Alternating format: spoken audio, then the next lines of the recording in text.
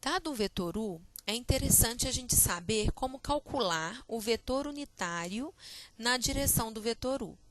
Qualquer vetor na direção de U, ou seja, que tem a mesma inclinação, ele vai ser o vetor U multiplicado por um valor. Então, a minha pergunta é o que eu tenho que fazer, qual o valor que eu tenho que multiplicar por esse vetor U, para que ele tenha, esse novo vetor seja um vetor unitário. Esse tipo de conta, de deixar o vetor unitário, ajuda a gente a simplificar alguns cálculos na geometria. Bom, a primeira coisa que a gente faz é calcular o tamanho do vetor U. O GeoGebra, ele calcula módulo, tamanho, módulo de vetor, módulo de função, através do comando ABS, de absoluto. Então, eu vou chamar de módulo, vou colocar aqui módulo. Módulo de U vai ser, então, ABS, que é o comando para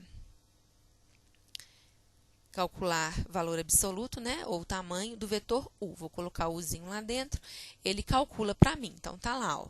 O módulo do vetor U é 6,32. Quando eu pego o meu vetor e divido ele pelo módulo, né, dividir pelo módulo é a mesma coisa de multiplicar por 1 sobre o módulo, eu consigo o vetor que eu chamo de unitário. Então, ó, o meu vetor unitário, vou chamar de unit, vai ser o meu vetor U dividido pelo módulo dele. Quando eu faço essa conta, eu consigo esse vetor 0,95, 0,32 e o desenho dele está aqui, ó. Então, a gente nota que ele realmente está na direção de U.